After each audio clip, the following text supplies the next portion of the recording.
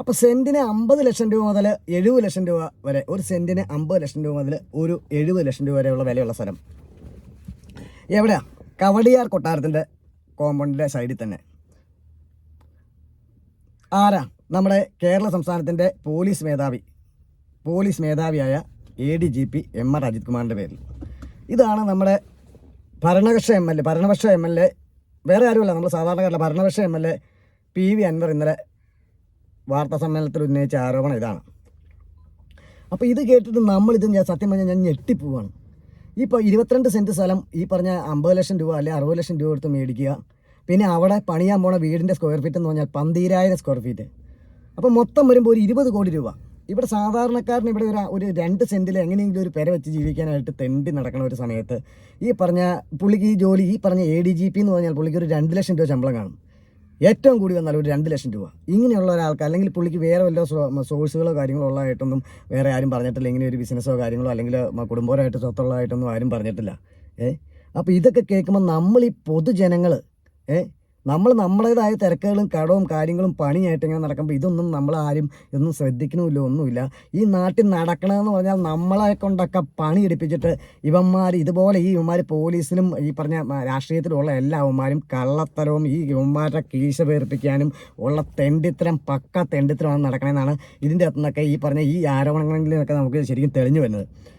നമ്മൾ വിശ്വസിക്കാണ്ടിരിക്കുന്ന എന്നാത്തിനാണ്? നമ്മൾ പൊതുജനം അല്ലെങ്കിൽ ഏതെങ്കിലും സാധാരണക്കാരനോ അല്ലെങ്കിൽ ഒരു കച്ചവടക്കാരനോ അല്ലെങ്കിൽ ഒരു ബിസിനസ്സുകാരനോ ഒന്നുമല്ല പറഞ്ഞത്. ഭരണപക്ഷത്തിരിക്കുന്ന നമ്മുടെ മുഖ്യമന്ത്രിയുടെ ഏറ്റവും അടുത്ത ആൾ തന്നെയാണ് ഈ പറഞ്ഞ മുഖ്യമന്ത്രിയുടെ ആണല്ലോ ഈ ആഭ്യന്തര വകുപ്പ്. മുഖ്യമന്ത്രിയുടെ കീഴിലുള്ള ആളാണല്ലോ ഈ പറഞ്ഞ ആഭ്യന്തര വകുപ്പിൻ്റെ ADGP എന്ന് പറഞ്ഞ്.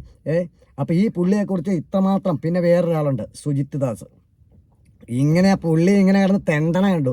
ഞാൻ എൻ്റെ പൊന്നെ MLA, ഞാൻ ജീവിതകാലം മുഴുവൻ നിങ്ങളുടെ അടിമ വേല ചെയ്യുന്ന ഒരു ദാസനായിട്ട് ഞാൻ DGP ആവുന്നവരെ ഞാൻ നിങ്ങളുടെ അടിമ വേല ചെയ്യുന്ന ഒരു ദാസനെപ്പോൾ നിന്നോളാം എന്നൊക്കെ. ഇതൊക്കെ നമ്മുടെ നാട്ടിൽ നടക്കുന്ന പോലീസുകാർ ചങ്കൊറ്റത്തോടെ നിൽക്കേണ്ട പോലീസുകാരുടെ വായിൽ നിന്ന് വന്നെ നമ്മൾ കേട്ടപ്പോൾ സത്യം പറഞ്ഞാൽ അതൊരു ഭയങ്കര ഒരു ഷെയിമായി പോയിട്ടോ.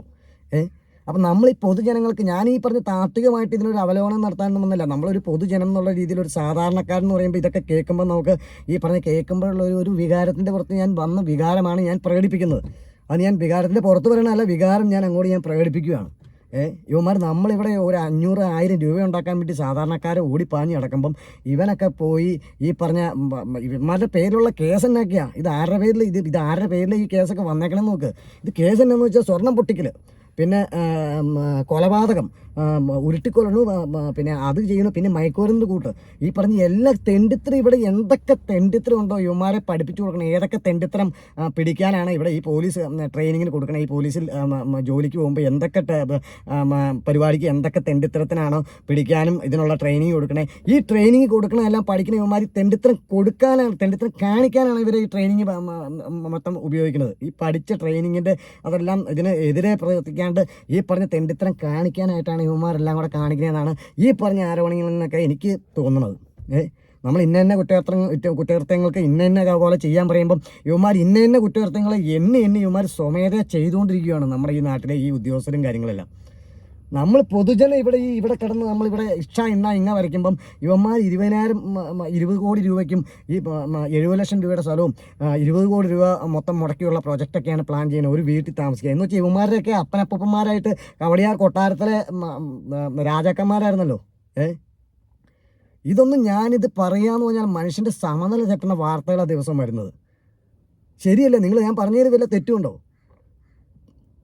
എന്തൊക്കെ വാർത്ത ഇവിടെ കേൾക്കണം? ഇത് ആരെക്കുറിച്ചായി പറയണേ? ഇത് ഏതെങ്കിലും ദാവൂദ് ഇബ്രാഹിമിനെ കുറിച്ച് പോലും ഇത്രയും വലിയ വാർത്തകൾ എനിക്ക് കേൾക്കാൻ പറ്റില്ല. ഇത് ഇവന്മാർ ഇതുപോലത്തെ പരിപാടി അത് ഇപ്പം മറ്റേ സ്വർണം പൊട്ടിക്കൽ, മറ്റേ കൊലപാതകം, ചെറിയ കേസ് കിട്ടാണ് ഇതൊക്കെ. ഇവിടെ നിയമം സംരക്ഷിക്കേണ്ട പോലീസുകാർ അല്ലെങ്കിൽ അതിൻ്റെ ഏറ്റവും ടോപ്പിൽ നിൽക്കുന്നത് അതാരാ? വല്ല SIO അല്ലെങ്കിൽ ഈ പറഞ്ഞ വല്ല സർക്കിളോ DYSP അല്ലെങ്കിൽ SP അല്ല. ഇത് നമ്മുടെ ഏറ്റവും ടോപ്പിൽ നമ്മളെയൊക്കെ ഇന്നപോലെ നമ്മളൊക്കെ എന്തെങ്കിലും ഒരു ഇത് കാണിച്ചാലും നമ്മളെയൊക്കെ കൊണ്ട് ഇങ്ങനെ ചെയ്യണം അങ്ങനെ ചെയ്യണമെന്ന് നമ്മളെ ബോധവൽക്കരിക്കുന്നതും നമ്മളെ തെറ്റുകുറ്റങ്ങളൊക്കെ നമ്മൾ ചെയ്യണവരെ എല്ലാം പിടിച്ച് വേണ്ട ശിക്ഷകളും കാര്യങ്ങളും എല്ലാം അല്ലെങ്കിൽ എന്തെങ്കിലുമൊക്കെ ചെയ്ത് ഇതിനു വേണ്ടി ചെയ്യേണ്ട ആൾക്കാർ തന്നെ ഈ പറഞ്ഞ പോലെ എല്ലാ തെണ്ടിത്തരം കാണിക്കണേ. എന്തൊരു നാടായത്! ഇതൊന്ന് പറയാമെന്നാ എനിക്കിങ്ങനെയൊക്കെ അഭിപ്രായം. ഞാൻ ഇതിനെക്കുറിച്ച് എൻ്റെ ഒരു സാധാരണക്കാരനുള്ള അഭിപ്രായമുള്ളൂ, അല്ലാണ്ട് താത്വിക അവലോകനമൊന്നും ഞാൻ നടത്തണില്ല. അപ്പോൾ ഇതൊന്ന് പറയാമെന്നാ. ഓക്കെ.